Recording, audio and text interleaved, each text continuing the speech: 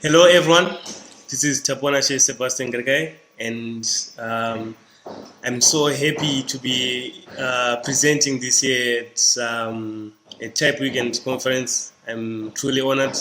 I'm going to be presenting on Decolonizing Typography, the journey of creating a font for an African writing system. And I'm not going to talk much about myself. You're probably going to realize more about me. You're going to get to know me through what I'm going to be talking about today. So, to begin with, there's so many writing systems in the world, and by writing systems, I mean the systems that we use to transcribe or to translate what we speak into written language. So within these writing systems, we also have African writing systems that are native to the African continent, and I'm sure most of you are familiar with the most popular ones, the Egyptian hieroglyphs or Ethiopic. And actually, yes, some of them we have about over 38 of them. Both ancient and some of them are quite very modern, with the most recent coming out in around 2009, and some even in this year. And although the one that I'm going to be focusing on today actually is something we call the Mwangwego script. And this one was created in Southern Africa, and it's actually quite recent. It was created in the 20th century. It was created in Malawi, in Southern Africa, in Malawi. As you can see there on the map, it's actually down south there, where we have the small orange circle and the syllable for A there. And it's used to write the native languages of Malawi, the indigenous languages of Malawi, which include Chichewa, which is the main spoken one there in Malawi. And all the other indigenous languages are in Southern Africa. It's capable of writing all of those. And unfortunately, it can't write English. You can't write English using the Mwangwego script unless you transcribe it and you divide it into syllables. So actually, it was actually meant for the languages of the Southern Bantu group of languages. Okay, the languages that are spoken in Mozambique, Zambia, Malawi, Zimbabwe, Tanzania, DRC Congo, Burundi, Rwanda, Kenya, and Uganda. So the main for today is Mr. Nolens Moses Mwangwego, and he is the inventor of the Mwangwego script, and it was actually named. He actually named it after himself, hence the Mwangwego script. And he was born in 1951. And fortunately enough, he's still alive, which is one of the things that actually drove me to work on this project, because the inventor is actually still alive, which means that the source of information is actually quite real, and it's actually easy to get in touch with him and actually try to get more information on the script and actually work with him, the man himself. Yes. And so he first had the idea in 1977. That's when he had the initial idea of creating the script. But in April 1979, that's when he first created the symbols for the writing systems, and he worked on them over the years, over and over until again in 1997. That's when he had partially finished it, and he launched it then, and then he completed the whole project in 2003, making the total years that he worked on the project 24 years. As you can see, that's true dedication there. That's true dedication. I mean, I'm not even 24 years old yet. Yeah, that's how dedicated this man was to his invention. So why create a writing system? What drove him to create the writing system? This is one of the things that I share with Mr. Nolens Mwangwego. This is something that also drove me to work on the project, because I totally resonate with his ideas and the reasons why he created the script. So he created the script to replace the Latin alphabet. when writing the indigenous languages of Malawi. And just like him, I don't see a reason why we should be we should still be using the Latin alphabet in this age. Hence, we need to decolonize typography. We need to decolonize that aspect, because it's something that came with colonization and missionaries, and it doesn't resonate with us at all. We don't feel any part of any connection at all. And the other reason why he created this, which leads to the second reason why he created this, is that it has to serve as one of the symbols of national unity and identity. Think of when you see the Chinese writing system or the Russian writing system, the Cyrillic, is it? When you look at them, you see identity. You see people belonging to a certain group. It's identity. And the other aspect is, well, here in Africa, we've got so many languages. Like in each country, we've got so many languages and so many tribes. And actually having a native writing system could actually foster national unity between the people of the country. So that's also one of the reasons why he created the writing system. And most importantly, to accurately represent the linguistic properties of the indigenous languages here in Africa, which is a huge problem that we have across Africa, that the Latin writing system actually doesn't accurately represent the way we speak. So we've got languages dying, and it's actually limited in terms of writing. The way you write language, it can be a bit confusing at times, and we've got so many problems with this. And I think the writing system, looking at it, it poses to solve that problem. So when talking about the writing system itself, the Mwangwego script, it's actually a syllabic writing system which uses symbols for syllables, and it is composed of 32 symbols, only, which are called misisi. And this is one of the major differences already, like with the usual Latin writing system that I'm used to designing for. There we've got a change in terminology already. We call a shift from letters or from symbols to misisi, is it? So already we've got a shift in terminology, and that's one aspect of decolonizing. And as you can see, the letter forms are quite beautiful, and they're just 32, and it makes it easier to write. And when I started working on the project, my major source was the charts provided by Mr. Nolens Mwangwego on the drafts of the writing system. And there you can see the basic repertoire of the misisi, when connected to the vowel marks. So there is the basic repertoires of the misisi when connected to the vowel marks. And this actually helped me in determining the actual shapes of the misisi or the symbols, so that it to be accurate, and the morphology will be the same. It wouldn't be something that I would make up and actually rob Mr. Mwangwego of his initial design. So it was a very important aspect to consider when looking at the sources. And then the other type of sources that I looked at were the charts for the different types of compositions we have, or different types of word compositions.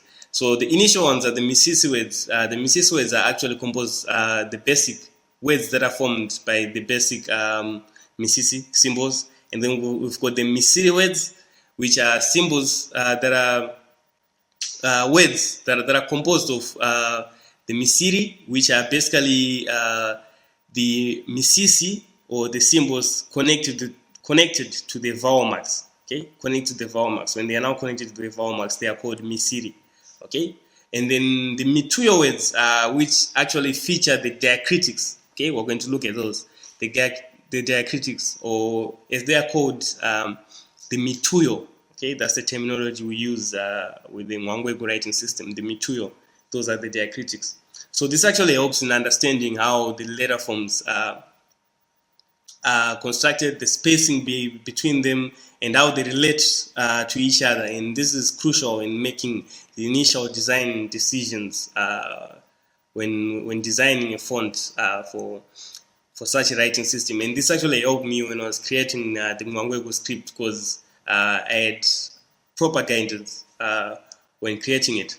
And the other source as well was the book that was created by Mr. Mwangwego, the first and I think currently the only book on the Mwangwego script that was created using the Mwangwego script. And as you can see, it looks quite beautiful and handmade. It's actually beautiful, and it actually helps in determining also the relation between the letters, the repetitions, the consistencies, and the spacing, how it relates to diacritics and all that stuff. And this is a crucial aspect as well in designing a font. You need to look at all these source text so that you can better understand the writing system. How will it look?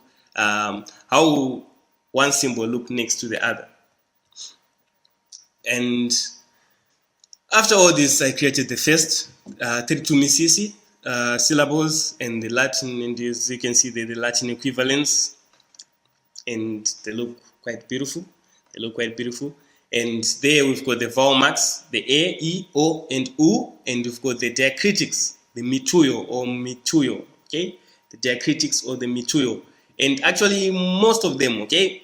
As you can see, they are basically 11 base diacritics or mituyo, and then the others are just stacked together, okay? They're just stacked together.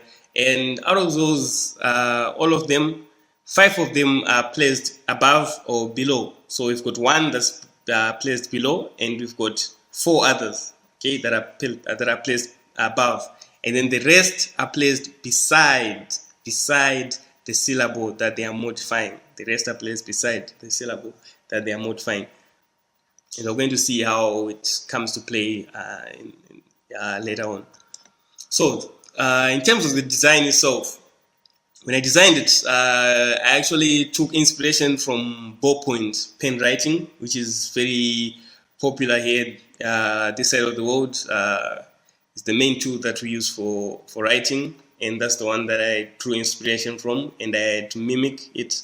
Then you see the rounded tips on the letter forms, and that smooth flow to mimic ballpoint writing. And I had to make sure that the morphology of the letters and the overall look of the letters is still the same with the original.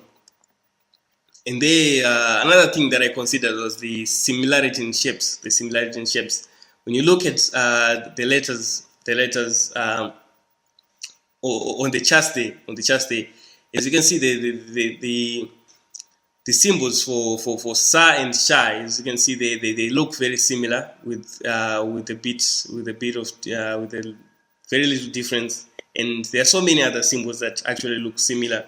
And I think when I designed the font, I had to consider that and had to make sure that it appeared in whatever I was creating. And so there you can see the sha, the sa, the ma, the sa, and they all look similar. And then in terms of the height of the letters, I had to work with the cap height. So the Mwangwego script, unlike the Latin script, doesn't have an X height, and that's one of the things that I learned from this process, that I had to decolonize my mind for this. I actually had to block out everything I know about the Latin script, everything I've learned about typography, about type making and everything, so that I could focus on this, because this was totally different. I had to take a whole new different approach. So considering that, I had to work with a baseline cap height only, and another height for the diacritics to make space for the diacritics. So that's one of the major differences that's there from what I'm used to. And then in terms of the weight, I had to work with one weight. Why? Because when you look at the Mwangwego writing script, the way the characters are constructed, we don't have alternate characters whereby we have lowercase and uppercase, and we also have a mixture of vowel marks being included there and diacritics coming in beside, above, and below randomly. And so, considering all that, if I had to make a weight that was too heavy or too light, that would actually hinder the legibility of the whole typeface, of the whole writing system, and it would be quite difficult to read. So I had to work with a neutral weight, which is a medium weight, and yeah, that's how this one. That's the design decision that I had to take on going on there. And then in terms of the orientation of the writing system, it's written from left to right. It's written from left to right, and it's very upright. As you can see from the source text, it's very, very upright. There are no italics. It's not leaning in any manner. So italics don't exist, which is another difference from other writing systems. Italics don't exist at all. So it's just upright as it is, and it looks beautiful as it is. And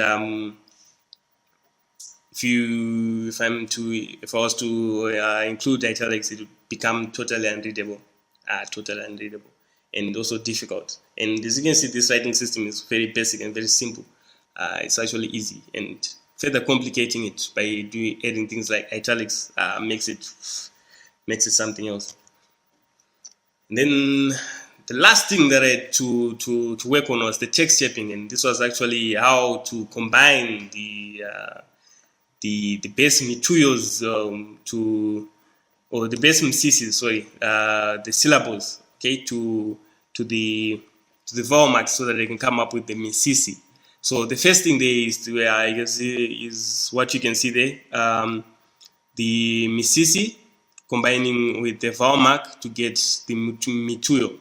Okay, so the ba plus o equals o, and so I had to write open type features for that. And the ba plus mula, the diacritic mula, equals bla, and that's the final composition there.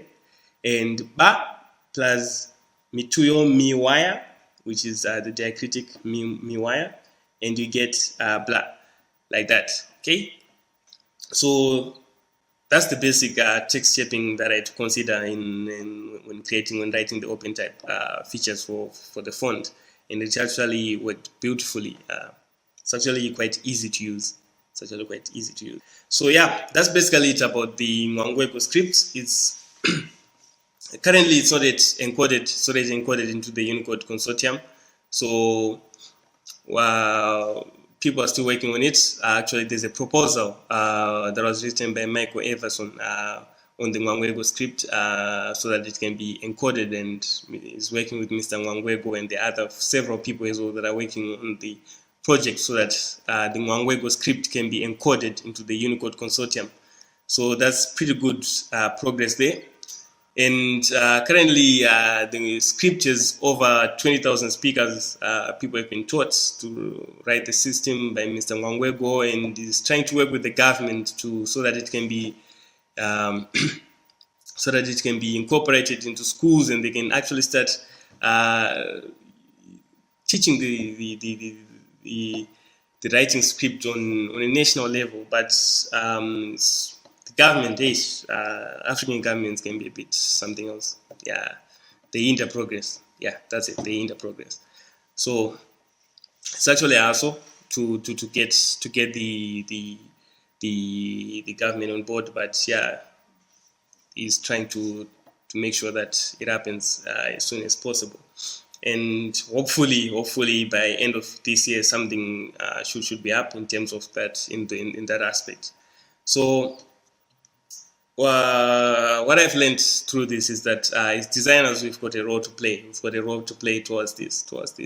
And for me in particular, in this script, I saw an opportunity that This writing script, in terms of the education process of educating people, it was lacking in terms of the font, because it would be difficult to produce books, mobile apps, and stuff like that when you don't have a font that exists for the writing system. It becomes a very, very, very, very tedious process to come up with books and stuff. As you have seen from the book that I showed you earlier by Mr. Mwangwego, it's very, very, it was handmade, and you can see that a lot of work was put in making that. And it would have been easier if there was a font that was there. It would have made the work less, very, very less. So yeah, that's basically it. I hope more designers can